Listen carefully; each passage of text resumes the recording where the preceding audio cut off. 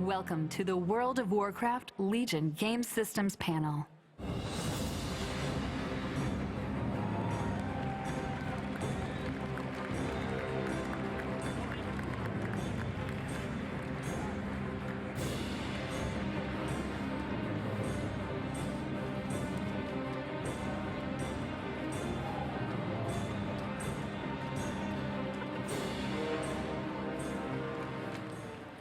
Hello, Blizzcon! Welcome to the World of Warcraft Game Systems panel.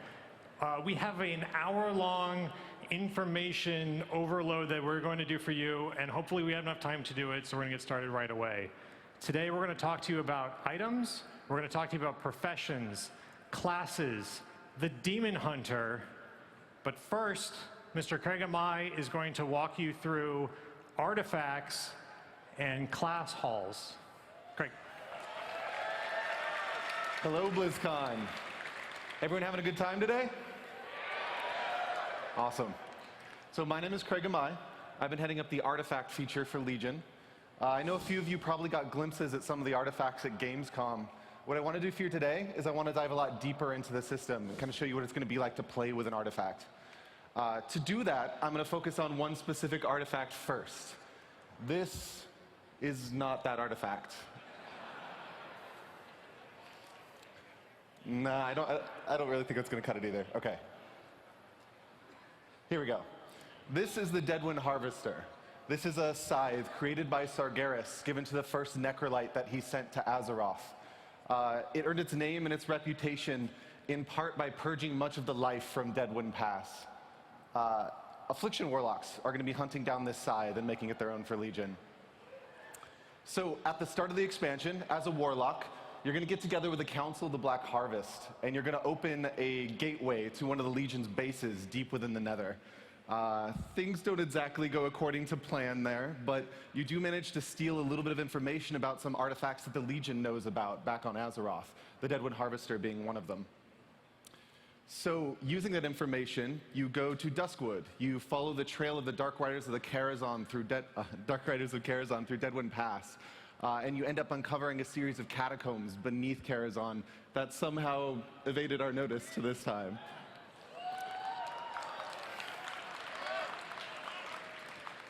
So, in those catacombs, you confront the leader of the Dark Riders, and you take the Deadwind Harvester and make it your own.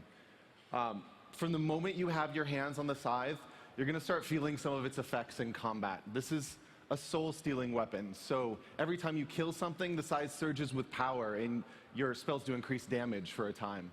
On top of that, the souls within the scythe, they're kind of restless, so every now and then one of them will try and break free and escape, and you can easily reap that soul, gaining the same benefits as if you had killed something fresh. So that acts kind of as a way of reinforcing the fantasy of the weapon, but also as a mechanic that can help you out in certain environments like arenas and raid encounters where you don't readily have many things to kill. So, scythe in hand, you head out to the Broken Isles. In the Broken Isles, you start accruing artifact power from a number of different sources. So artifact power is a sort of resource that you will eventually use to unlock new abilities within your weapon. It comes from many different sources. It comes from quest bosses and rare spawns. It comes from special items that you find and break open and release the power from to absorb into your weapon. It also comes from things like arenas and battlegrounds. So basically, whatever types of activities you're participating in Legion, you're going to be gathering artifact power along the way, and you're going to be growing your weapon alongside you. So gain enough artifact power, and you can unlock a new trait in your artifact tree. This is kind of a glimpse at the Deadwind Harvester's trait tree. That first ability you're seeing there, that's the one I talked about. You don't actually need to spend artifact power to unlock that. You start with that. The first thing you're actually going to use your artifact power to unlock is an active trait, an ability that you're actually going to put on your bar and use to unleash the power of your weapon against your enemies. So in the case of the Deadwind Harvester, that's this. You release the souls from the scythe. They swirl around your enemy, and they do massively ramping damage over time. So it's sort of super dot, long duration, long cooldown. So you use it on really meaty targets like quest bosses and raid bosses. After you unlock that first major active trait, your tree is going to open up to you, and you're going to start seeing options about which direction you want to pursue. You'll be making choices like the difference between increasing the critical strike chance on Unstable Affliction or the burst damage on Seed of Corruption, so single target versus AoE. These minor traits, they have multiple ranks, and you have to unlock typically all 3 ranks to progress further into the tree. There are some special 1-point traits within the tree as well that usually are more utility focused. In the case of Deadwind Harvester, there's one that causes your health stone to become a full heal and causes you to yield some health back whenever anyone in your party or raid uses a health stone as well. What's really going to be influencing where you go in these trees are major traits at the far extents of the tree. These are typically a bit more transformative, a bit more powerful. They'll modify or add on to major class abilities within your kit, or sometimes to the core artifact ability itself. So in the case of Deadwind Harvester, one of those traits makes every soul you reap explode in Shadow Flame damage, hurting everything around it. There's one for the Retribution Paladins, for Ashbringer, that causes your Divine Storm to unleash a whirlwind of holy energy in front of you, creating some directionality to your primary AoE button. So eventually you will be able to unlock every single trait within this tree, but it's going to take a while. That first active trait you'll get almost immediately. You'll unlock that shortly after obtaining the weapon. You'll get to the first gold power probably shortly before max level, major trait, shortly before max level. The rest of the tree, it's likely going to take you months into expansion to fully unfold all of these things. And even on top of that, there's some incremental power increases that you can continue to pour artifact power into over time. So your weapon will be growing with you for the entirety of Legion. So you're also going to be seeing a new type of item dropping out in the Broken Isles and in all of Legion, relics. These are special items that you can socket into your artifact to increase its power. So they increase power in a couple of ways. They increase the item level of the weapon, increasing its stats, and they increase it by higher item levels for higher quality relics further into the expansion. But they also give you bonus ranks in those traits that I was talking about. So whereas normally you'd only be able to get 3 ranks in increasing your Shadow Bolt damage, you can get a relic that could increase that to 4 or 5 ranks and further specialize on doing more damage in Shadow Bolt specifically. So this kind of gives you a form of specialization or customization for the types of gameplay that you are most interested in. Do you want to be more about burst AoE damage or more about your primary single target rotation on raid bosses? Or do you do a lot of PvP and you want to focus on your survivability abilities a little bit more?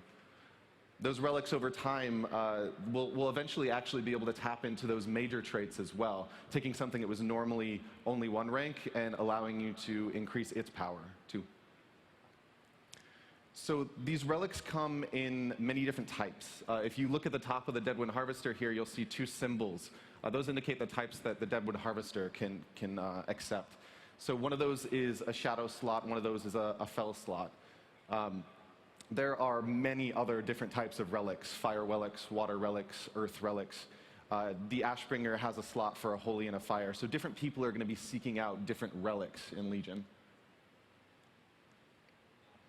Now, you have your artifact in hand for a while, and you will eventually, once you reach max level 110 in Legion, you'll reach a moment when you can upgrade it. You'll undergo a quest line involving some outdoor content, interacting with some of the major factions of Legion, and some dungeon content, culminating in this major upgrade moment.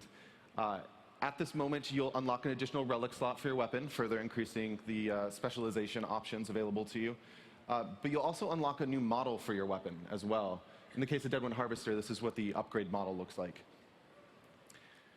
So even past that, there are more quest lines you're going to be able to tap into, specializing in different types of content that will give you access to other models for your weapon over time. A Deadwind Harvester has a few more that you can see up here. And even beyond these models, we also have many different colors you can unlock for each model based off the same types of content that it focused on originally. You can kind of see the interface for what some of those color swaps might look like for the Deadwind Harvester. So these come in the form of more like achievements. Finish all of the questing zones or earn exalted with certain factions in the expansion. That might unlock certain colors. But they'll also tap into aspects of the artifact's history as well. So there might be a specific color that is unlocked by slaying a villain who previously killed one of the owners that had this artifact before you did, or going to locations in the world that are significant to your weapon specifically. So that's a pretty good overview of artifact systems. There's a lot of things I haven't talked about here, specifically when it comes to the personality of the individual weapons and how you're going to feel them in the world. But I've talked a lot about Deadwind Harvester. I want to give you guys a little bit of a glimpse of some of the other artifacts you're going to see in Legion. So we have a video for you. Enjoy.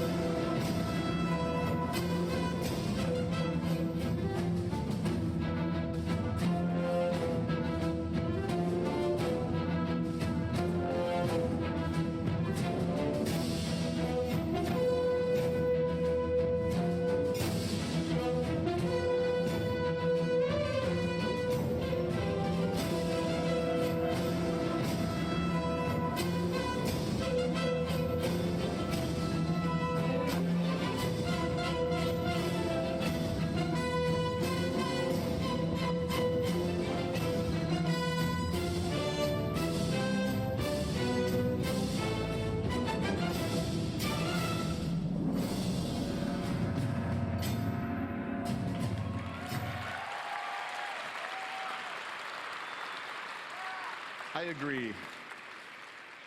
Okay, so I know a few of you probably thought you were done with me after that, but my team is also heading up class halls for this expansion, so I've got some more details to share with you today.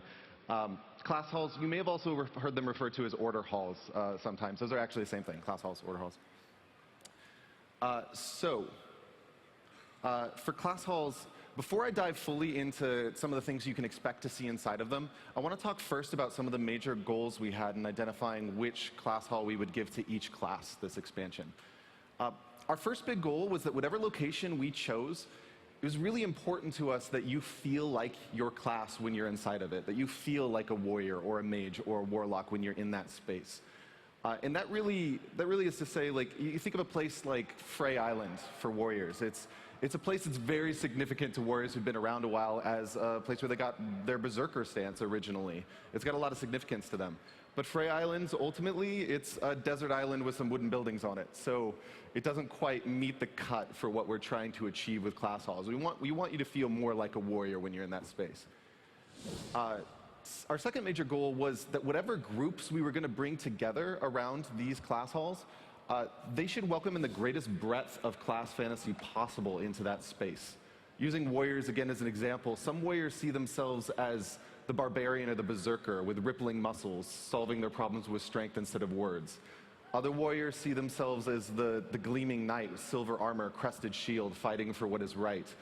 And yet other warriors see themselves as the grizzled veteran of the battlefield, fighting with dual blades and practice strikes. And all of those are absolutely warriors, and they should all feel at home within this space. So we want to make sure whatever groups we're bringing together, they do that. They bring them all in and make them all feel like a part of this effort.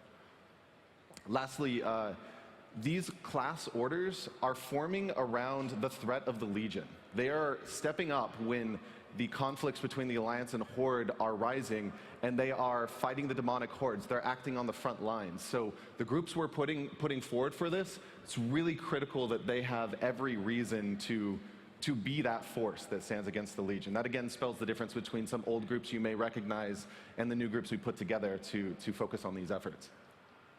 So I have to warn you guys ahead of time, I'm not going to be able to show you every single class hall during this presentation. I really want to, but I cannot. We just have too many awesome things to talk about today.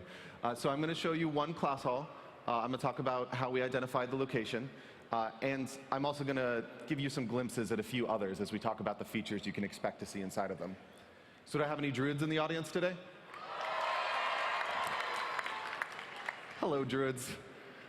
So druids are one of the few classes that kind of had a class hall already. Like Moonglade is one of the very first places we thought of when we were trying to identify all the locations for all the various classes. And Moonglade, it gets pretty close to hitting a lot of our goals up there.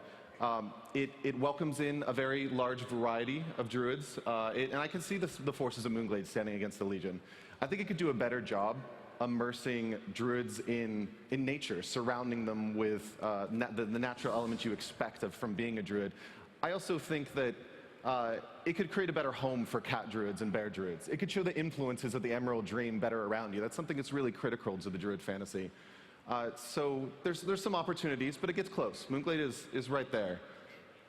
At the same time, we have a unique opportunity this expansion. We're going to the Broken Isles. We're going to the forests of Val-Shara, where druidism was essentially born within Azeroth, to a place where many of the most ancient Night Elves and Tauren basically invented the class for us. So we decided this expansion, we're going to give druids the Dream Grove. The Dream Grove is a place where the fabric between the Emerald Dream and Azeroth is at its thinnest, and you can feel the influence of the dream all around you. It's a secret sanctum, well, not so secret now that I'm telling millions of people. It's a sanctum for druids only that no other classes are allowed into. And it's a place where we can accomplish a lot of those things that we couldn't in Moonglade, to fully surround you with nature and give a home for some of those other aspects of druidism in a more direct form. So this is going to be where druids are going to be calling home for this expansion, Dream Grove.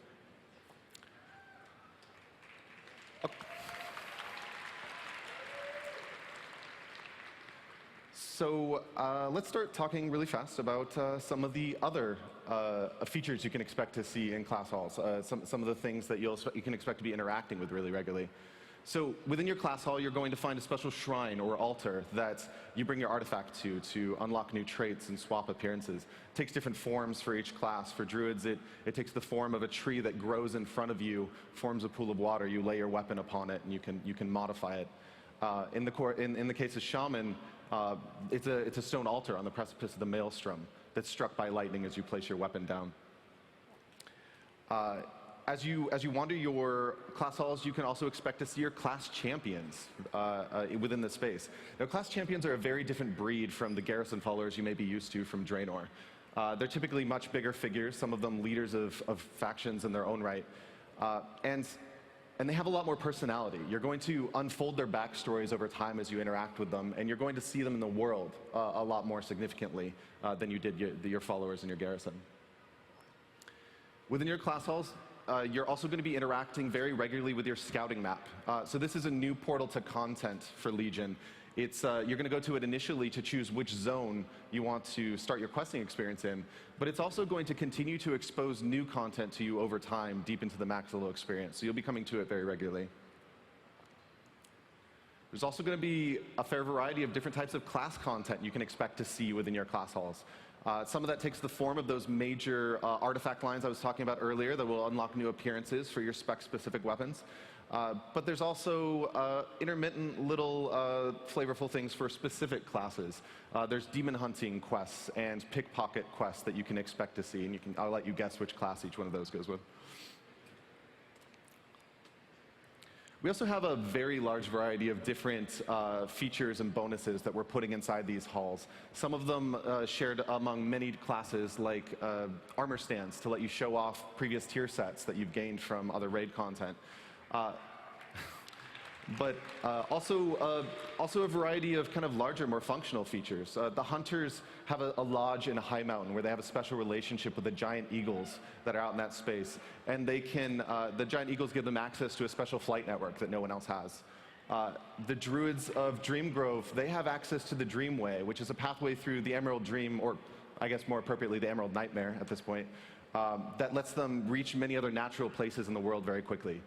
And warriors in their class hall, they have an arena where they can spar with NPCs and other warriors for bragging rights. So really, this expansion, you kind of have two different social locations. You've got your class halls where you'll be interacting with other members of your class regularly, and you have Dalaran, which is going to have many of the features that you're used to from a major city, things like auction house, bank, mailbox, profession quests. Two different places for you to spam Thunder Fury and chat. So to make getting back and forth between those spaces a little bit easier, every class is going to have their own kind of different brand of death gate to let them get to their class hall quickly and get back to where they came from afterwards. So in the case of hunters, it's a giant eagle that comes and picks you up that can take you back and forth. So that's class halls. I've been talking to you a long time, and we've got a lot more things to share with you today. So I'm going to go ahead and pass this off to Jonathan LeCraft.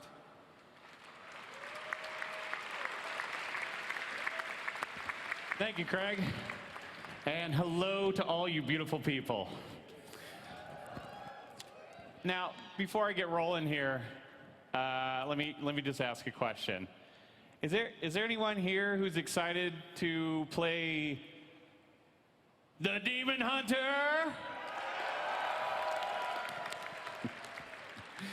All right, me too. You can actually go play it right now. What are you guys doing here? So let's just dive in. Like, what is this class about? Well, the Demon Hunter it's a dark hero. And I mean, these guys, they've sacrificed their souls just to fight a threat that most people don't even know exists.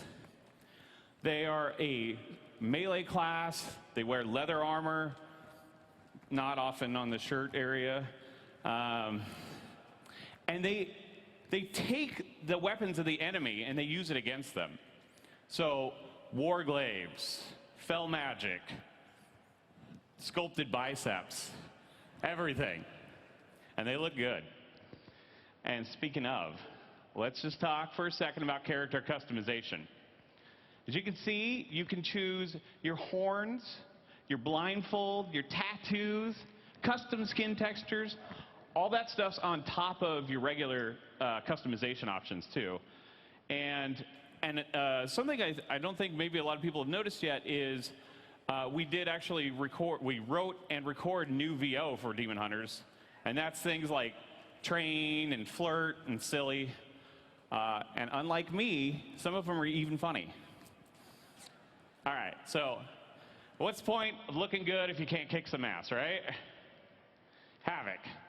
Now, this is the fast-paced melee DPS spec with an emphasis on mobility.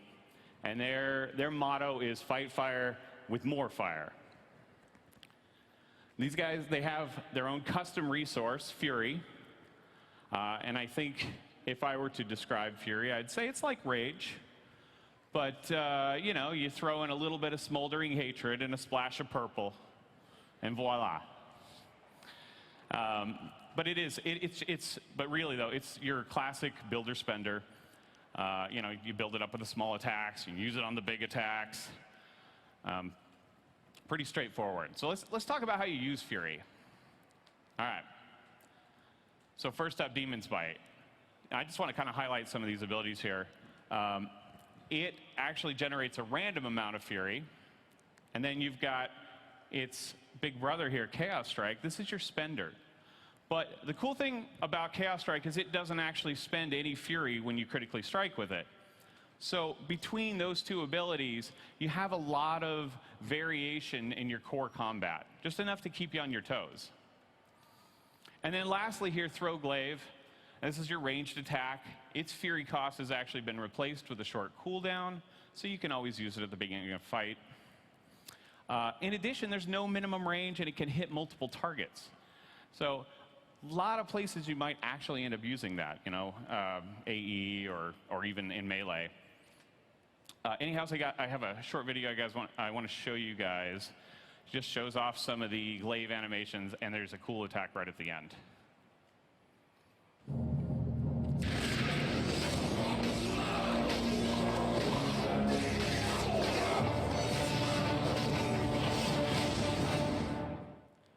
Yeah.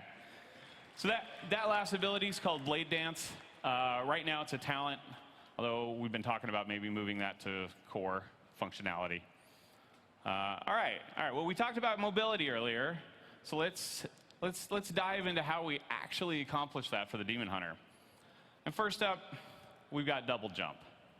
I think this one kind of speaks for itself. Yeah? All right. But then we've got double jump's buddy, and that's glide. And you can think of this as It's basically like your own personal Goblin Glider. I guess everyone's Goblin Glider is personal, but with demon wings. And the cool thing about both of these is they can be activated with the jump key. So they're not taking up any room on your bar. And then lastly, Vengeful Retreat, Fell Rush. Okay, so these clearly have a lot of damage and utility you're going to use in your regular combat. But two things to note is that they don't require a target, and they can be done while you're in the air. And just to I just want to show you guys how you might move around with these when you're outside of combat.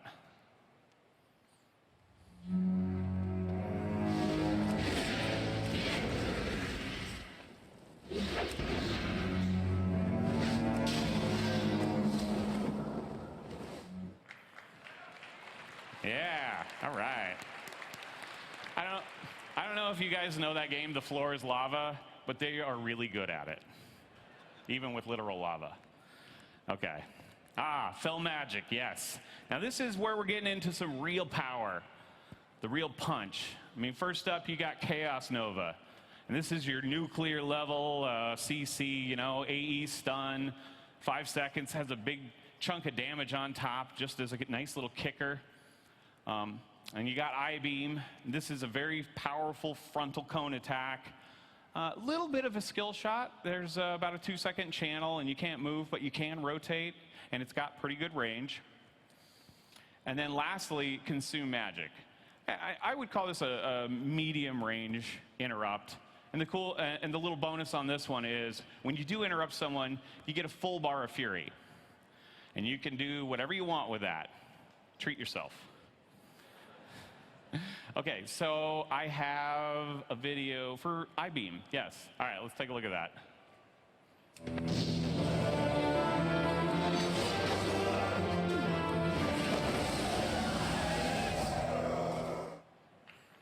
All right. So, as you just saw with I-Beam, and this is the same with Chaos Nova, actually, the inner demon kind of comes out and says, hey.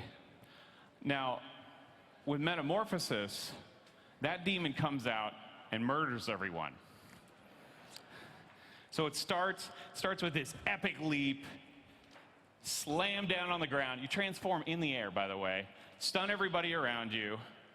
Your damage is increased, Fury's coming in hot, and oh yeah, you have 100% life leech while this is active. And what that means is you get a ton of defensibility, but it's through offense, which is very much the Demon Hunter vibe. Now let me just show you guys that leap that I'm talking about real quick, and roll it.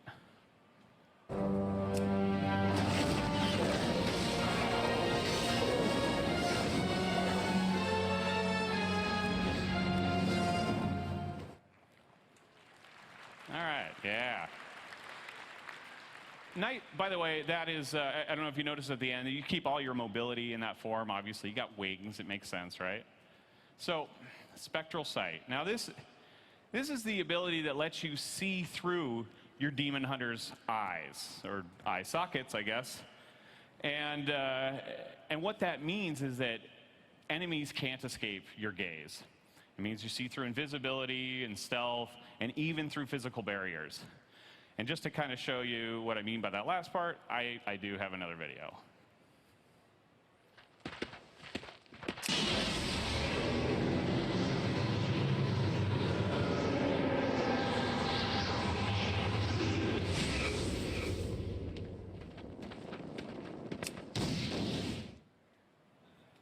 All right, yeah.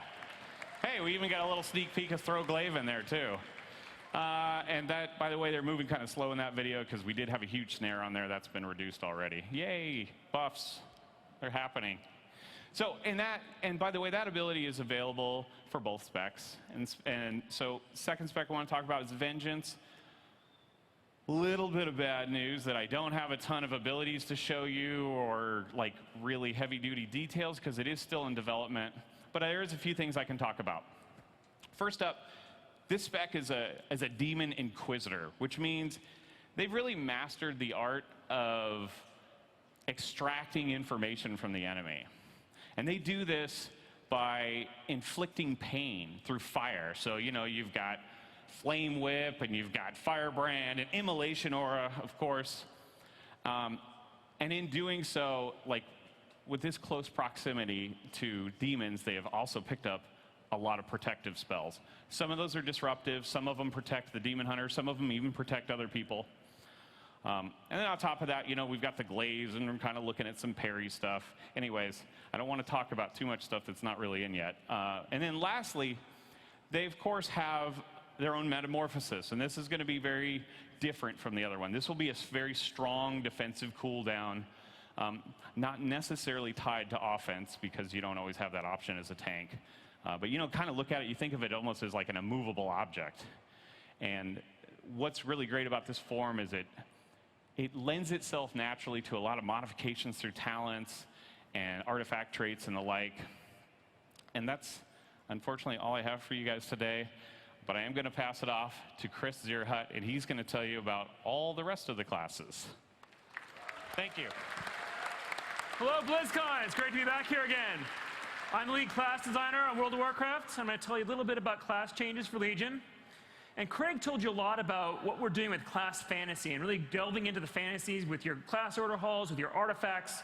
We felt for class design, this was the perfect time to take a hard look at our classes and make sure they really deliver on the fantasy that they're about. So that was our goal, was to strengthen class and specialization fantasies. Now, what exactly makes a strong class fantasy? What does that even mean? We thought about it a lot, and it came down to 3 things for us in World of Warcraft. First, the class feels immersive. You feel like everything you do is completely involved in what that class is about. The abilities you're using, the names, the abilities, the animations, how they work together, it's all about that theme. They're distinct. They feel completely different from each other. Each class, each spec has some mechanic, some ability, some capability that nobody else has. It's unique to them. And they're empowering. You feel like your character is powerful. You have total control over what you're doing. You can accomplish these things you set out to do, use your abilities the way you want to use them. It doesn't mean you're overpowered, you can just destroy everything, but that you have total control of your character. So, how do we go about making some of our classes a little bit more empowering? One great example of a place that wasn't empowering our game was Death Knight runes. You've got 6 runes of 3 different types. You also have death runes, and they all have different cooldowns and when they're coming up and when you have them, and you can't push the button you want to push when you want to push it because you're waiting on that rune to come back, or crap, I screwed up and I don't have the death rune I needed. So we cleaned all that up. There is now 1 type of rune. You still have 6 of them. The way you use your abilities together still matters, but you don't have to worry about staring at the UI. Instead, you're using the ability you want to use when you want to use it.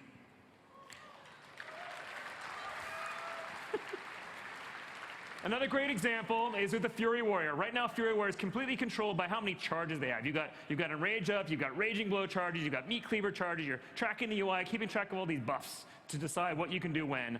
Cleaned all that up. When you push Whirlwind, your ability's AoE for several seconds afterward. No need to pay attention to Meat Cleaver anymore. When you're enraged, you can use Raging Blow as much as you want. There's no more Raging Blow charges. So we clean that up. You're not staring at the UI to figure out what you can do.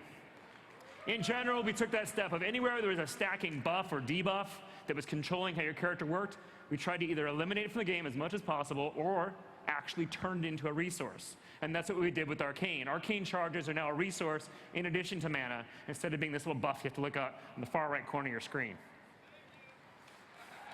On top of that, we really felt like Arcane was a spec that had a really strong fantasy, but when you actually played it, you didn't feel powerful. What it came down to is there's a very specific sequence of push this button and this button, this button, very, very carefully. And if you screwed up and pushed Arcane Blast a few too many times, now you're stuck for the whole rest of the fight. You're not, you've spent too much mana. You're not very powerful.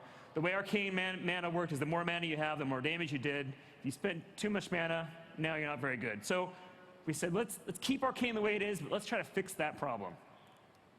So their new mastery, it's called Savant. What it does is it increases how much mana you have, which works really well into how Arcane works, because if they have more mana, they can spend more mana on Arcane Blast. They can do more blasts. So the higher your mastery gets, the more often you can do that heavy burst damage. But even more importantly, because your mana level doesn't matter anymore, you can do it when you want to do it. You've got control of your character again. In addition, it also increases how much damage the Arcane charges increase your Arcane Blast and their spells by. I want to talk to you a little bit about how we made the classes more distinct. Survival Hunter. You probably heard Ian Hazzikostas at Gamescom hint they were going to have the Eagle Spear as their artifact. Well, it's a spear. That's a melee weapon, right? So going back to old 2004 World of Warcraft, Survival Hunter is going to be a melee spec, going toe-to-toe in melee combat with their enemies, with their beasts fighting side by side with them with a spear. Abilities like Harpoon, Raptor Strike, Mongoose Bite, Lacerate, all that stuff you remember back, but actually awesome this time. We took a hard look at the Discipline Priests. They really have always felt a little bit too much like just sort of a different flavor of the Holy Priest and didn't have enough of their own unique, distinct mechanics.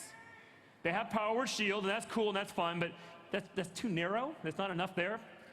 So we decided to make them really different from other healers. They have this other mechanic called Atonement. We decided to double down on Atonement. It is now their core healing mechanic. The way they heal is by dealing damage to their enemies. And that's how they get their primary means of healing. Very different from Holy. Similarly, our rogues always kind of felt similar to each other. In particular, Subtlety has this really cool, strong fantasy of being the master of shadows, the ninja, who teleports from place to place, moves around the battlefield. How could we strengthen that and make that even more distinct from the others? They have this really cool ability called Shadow Dance. It's a cooldown that lets them use their openers over and over again. But is there a better version of Shadow Dance? So we redesigned Shadow Dance. It's now a passive ability. Every time you do a finishing move, you have a 20% chance per combat point to re-enter stealth. And that stealth does not break from taking damage. So you have a chance to figure out what you want to do a new opener, do that core routine that every rogue really wants to do. You do your opener, your combos, your finishers, and repeat. No other rogue gets to do that. It's very distinct and different. To add further to that, we added one of my favorite new abilities because it really feeds off Shadow Dance. It's called Shadow Strike. What it is it lets them teleport to a target anywhere in the battlefield and do ambush level damage to that target as an opener. So you're fighting away at a target, you cheap shot, do some combos, do a finisher, teleport across the room, beat up that guy, they all come for you, you teleport again somewhere else. You're a true ninja, moving around wherever you want to be. It's going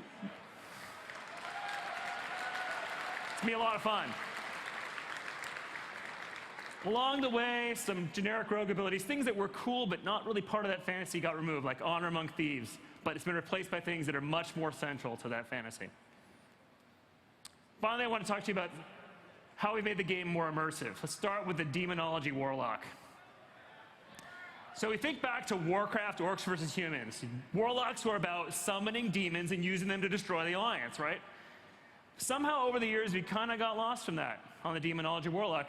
They're about turning into a demon. They should be about summoning demons, hordes of demons to destroy their enemies. So we completely redesigned the Demonology Warlock. They have more new minions to summon than ever before. Buffing them and sending those minions out to attack is a core part of their combat rotation. But they're not about turning into a demon anymore. Metamorphosis is really the domain of the Demon Hunter, but Demonology has even more cool stuff to replace it. A similar example can be found with the Guardian Druid. You imagine a Guardian Druid. They should be like a grizzly bear, this giant wall of flesh and fur and bone that you just can't get past. It's immovable. But instead, they're all about dodging from place to place. Like, that doesn't make any sense. So they're no longer the dodgy circus bear. They're all about increased health, increased armor, increased survivability, and being what people really imagine them to be.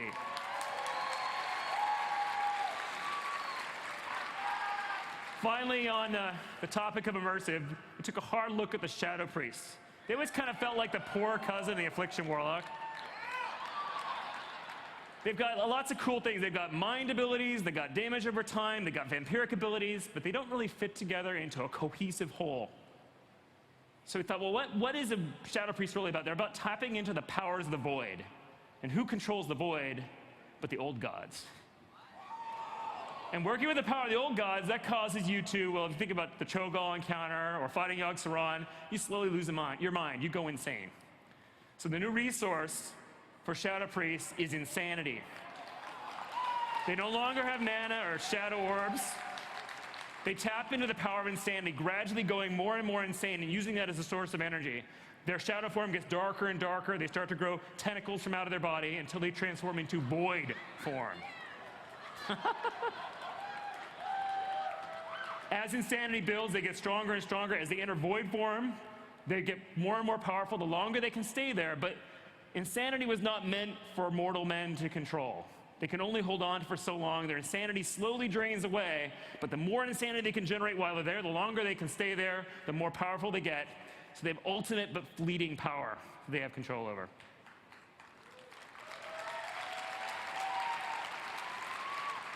Before I go, I'd like to talk a little bit about talents. We have one of our biggest talent revisions we've done since Mists of Pandaria. Still the same format, 7 rows with 3 things in them. But we've gotten rid of a lot of those theme rows. You know where like there's a row that says pick AoE1 or AoE2 or AoE3. It's really all kind of the same thing. And it doesn't really feel that cool. Now those will be in different rows from each other. There's more choices that matter. There's more ways to customize your character. And there's more talents that are specific to your spec, not shared with the other 2 or 3.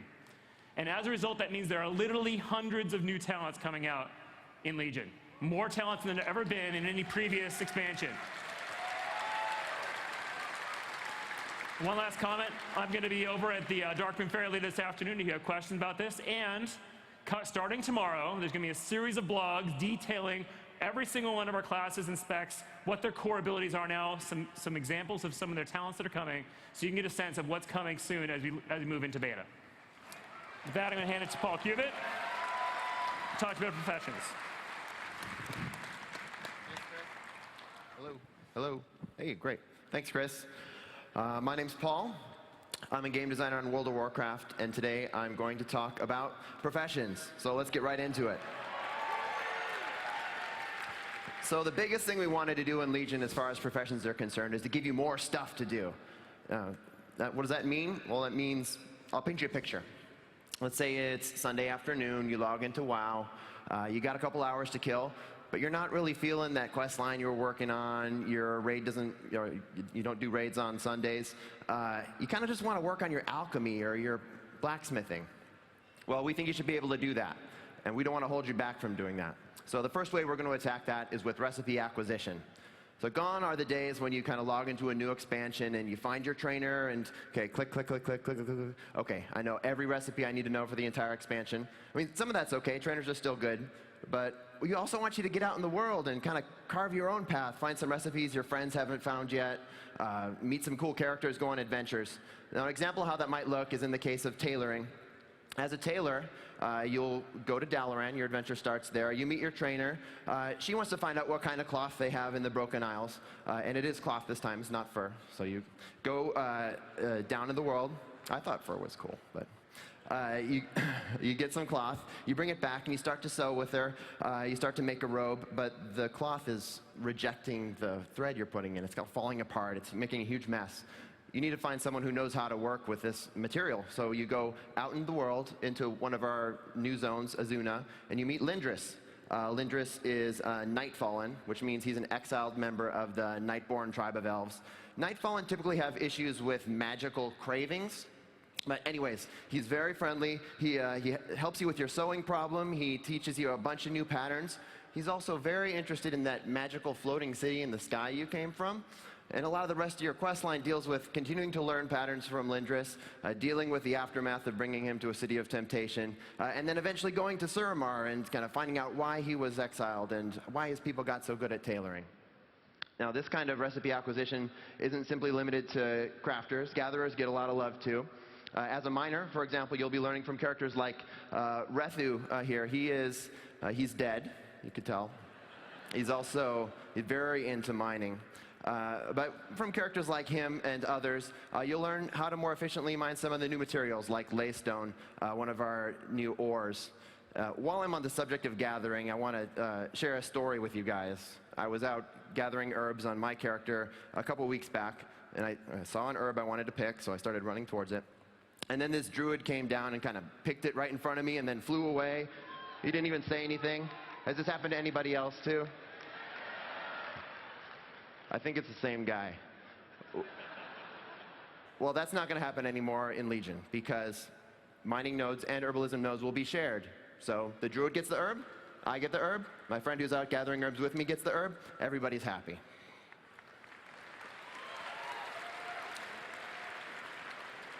So, okay, you've gone through the mining or tailoring or whatever the recipe acquisition is. You've learned all your recipes, you're done, right? Well, you can be if you want to, sure, but if you're really interested in continuing to work on your professions, like I said, we don't want to hold you back from doing that. So we have the concept of recipe ranks, where there's 2-star and 3-star recipes out in the world, some of which are very rare and prestigious. You can go hunt down and earn, and they'll make you more efficient at making the things you already know how to make. Here's an example of how that looks in our UI. So you can see this guy, he's got a 2-star rating in Binding of Mastery there, and 1. Actually, you know what? This UI is starting to look a little cramped and maybe a little dated. Let's just blow it out a little bit. Much better. OK. So maybe a long overdue update to the trade skill UI. But yes, you have the bigger list of recipes on the left, details of the selected recipe on the right. A couple things I want to point out to you. There's also a favorites list up at top. So maybe you're that alchemist who says, I just make flasks, man. That's all I do. Great. You can take those 1 or 2 flasks you make every week, pull them up to the top. You don't have to look through 400 potions anymore. I also want to point out that there's a learned and an unlearned tab as well. So now you'll be able to see the list of recipes you don't know, as well as details of where to find them. You can complete that collection.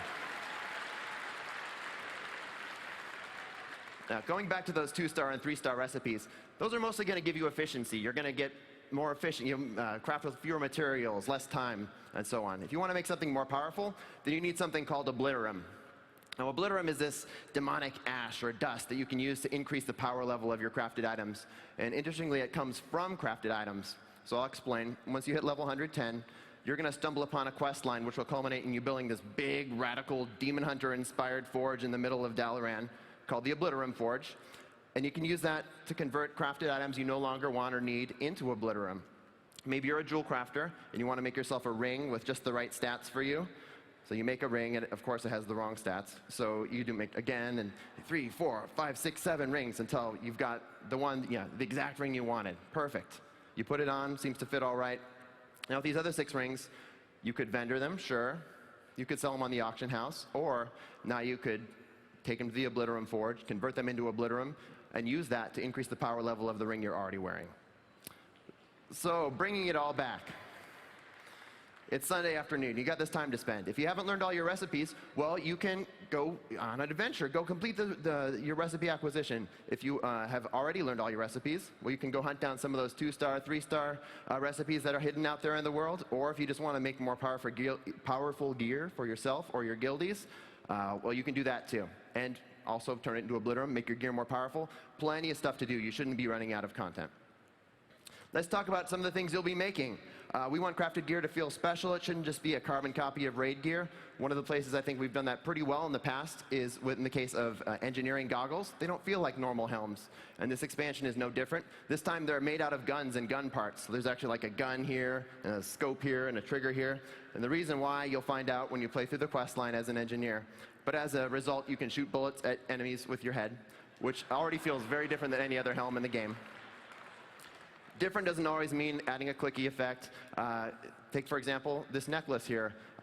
All high-level necklaces and rings made by jewel crafters have a guaranteed gem slot in them, which is already different than anywhere else in the game. And it's also smart of the jewel crafter, right? Because they can sell you the gem along with it. Like, would you like some crit with that?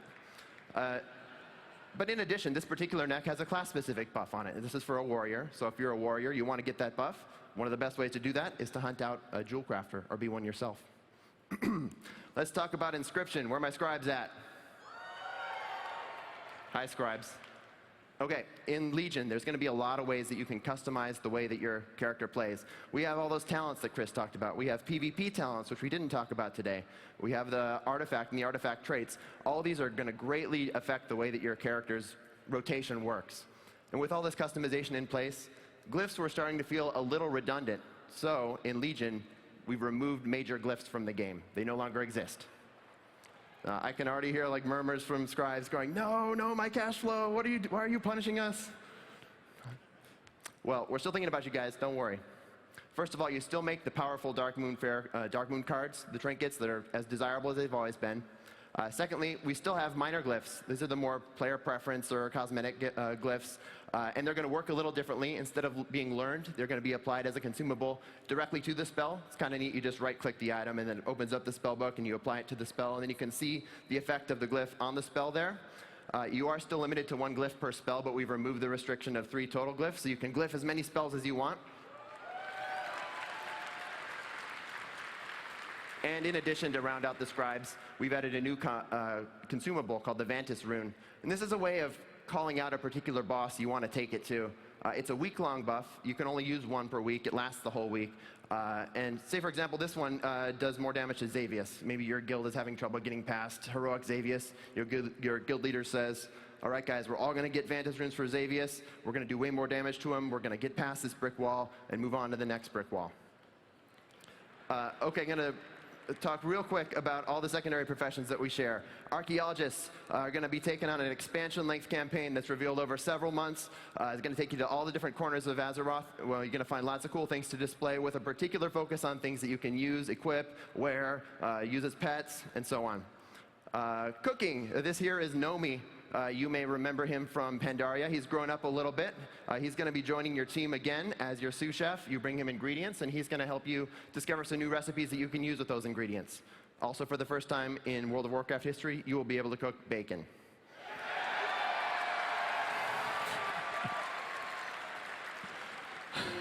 Fishing. We want fishing to feel more like an adventure. When you fish, you should be thinking, oh, fishing, I wonder what's going to happen to me today. And not, oh, fishing, I wonder what I'm going to watch on my second monitor. And finally, first aid. We have lots of exciting new bandage-related content coming from you. You have 2 more bandages with slightly higher numbers than before. It's going to be great.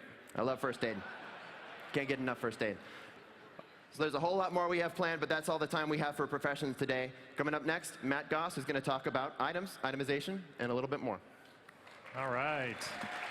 Thank you, Paul. So coming into Legion, we really, our main goal for itemization was to bring excitement back into the world. And one of the ways we did this is we went back to a system that we used to have in WoW and thought, what would happen if we actually took it and put it into Legion? So maybe these items will look familiar to you guys. There's a freezing band. These are all classic items: Cloudkeeper leg plates, Cloak of Flames. So these were rare world drops, and we said this is a system that we want to take in. So what would these look like in Legion? So these are items that are rare. They drop from anywhere in the world. So if you remember back to Classic, you may have only seen 1 or 2 of them as you were playing through. We want to make sure that the power of these is actually relevant through the expansion. Because they're rare and they're hard to find, we want to make sure when you get one, it's actually something you want to keep and hold on to throughout the expansion. And finally, we want to kind of expand the unique effects that were there in Classic. And you saw a lot of role-specific effects or something that's very specific to, or more utility-based. We actually wanted to do effects that are role-based or class-based or maybe even spec-based. So, all right, so if you go back and you think about what it was like in 2004, and these were epic items, right? So they stood out. You maybe had some, a full set of blues, but purple items are really, really hard, really, really hard to get and hard to see. So what would this look like in Legion? So what these items look like in Legion is they look like this. So yes, it is a legendary. So this legendary actually has an effect on it where your damage over time effects and healing over time effects have a chance to do their full duration of the effect that's left every single tick they go through. So yeah, it's pretty big. So if you're an Affliction Warlock, if you're a Resto Druid, this item is amazing. If you're not one of those people, maybe one of these, maybe one of those, or maybe one of those will be useful. So we're going to make as many as we're going to try to make a lot of these and actually kind of spice up the item game a little bit more. All the effects we're still working on, so kind of a preview taste. All right, so in addition to legendaries, I should also mention too, so when we say that they're rare, it doesn't mean that they're fully random, and I think that was probably one of the things we wanted to fix when we looked at the original system. So for Legion, we'll actually have better ways for you to find them. We'll have ways that you can target specific ones. We'll have more details about that in the future. So also, in Legion, every item that drops in the world in Legion can actually scale up, and farther than Warforged actually can scale all the way up to the best items in the game. So I know what you're thinking. You're thinking, oh my God, I'm going to have to run normal dungeons for 20 hours in order to get gear. And that's not the intent. And the intent is still the best way to get gear is going to be the most difficult content. If you want higher item level, you're still going to go do higher difficulty content. And also, duplicate personal loot can now be traded. So, yeah, so the way this works is if you have an item that drops at a power level in a slot that is equal to or less than what you already have gotten in the past, you'll actually be able to trade it to anybody else on the tap list. So we hope that that helps out personal loot. All right, so let's talk about something completely different. Let's talk about transmog. So we love transmog, and we knew that there were some problems with it that we wanted to address. And so our goals coming into Legion were pretty clear. We wanted to get all those items that are in your bank, in your inventory, in your void storage. We wanted to help you clean those up. So if you're keeping those items around, we want to help with that. We want to expand customization as well. I think there's always more things we can add, and there's a few more that we're going to be able to do. And finally, collection. And if you go to, my bank, I'm sure a lot of these guys and a lot of you guys, the reason you're keeping these around is because you like the collection part. You like having your tier 1, tier 2, and kind of checking those things off. So we want to keep that feeling going forward. So we're going to introduce the wardrobe. So the wardrobe, as soon as an item is bound to you, the appearance is automatically unlocked into your collection. And once you unlock it, you can toss the item, you can get rid of it, DE it, obliterate it, whatever you want to do. And yes, so it's account-wide. You have to be able to equip the item in order to unlock it. So if you have, but what it does mean is if you have a paladin who has just a play chest piece and a death knight who has a play chest piece, it will unlock when one of them gets it. So it's pretty cool. So this is what the UI looks like. So yeah, so the left side is going to look very familiar to you. That's kind of where you can see which items are currently transmogged. The right side is the new wardrobe UI. So when you're transmogging at a vendor, you'll see this UI. When you're out in the field, you'll actually see the wardrobe UI, so you can kind of keep track of your collection and what things you want to get.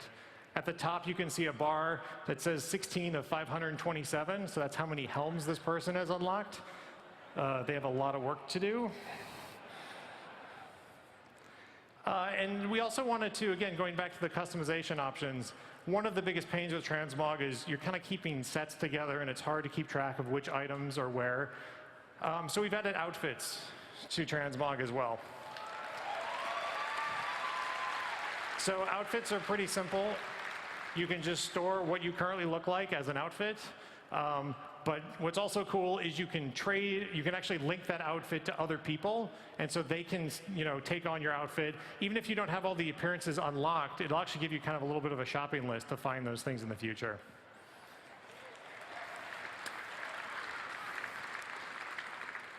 All right, so I'm not done.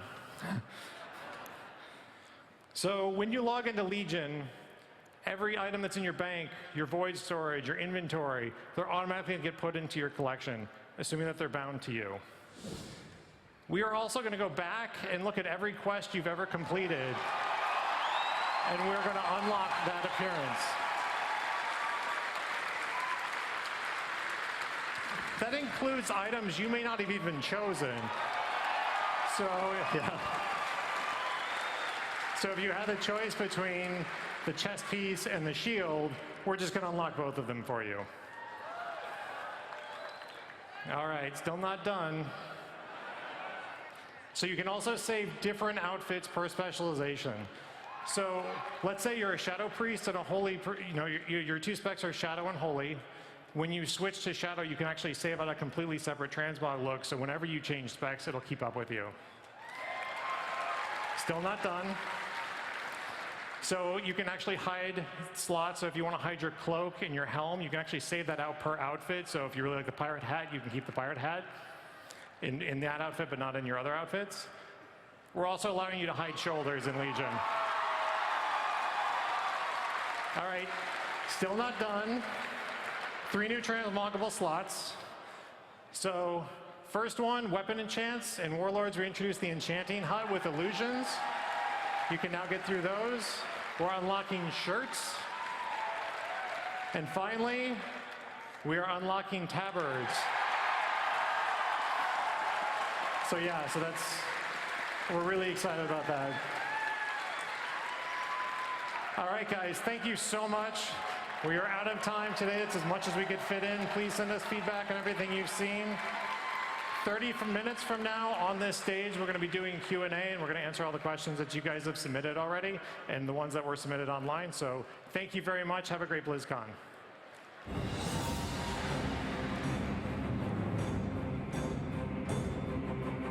Thank you for attending the World of Warcraft Legion Game Systems panel.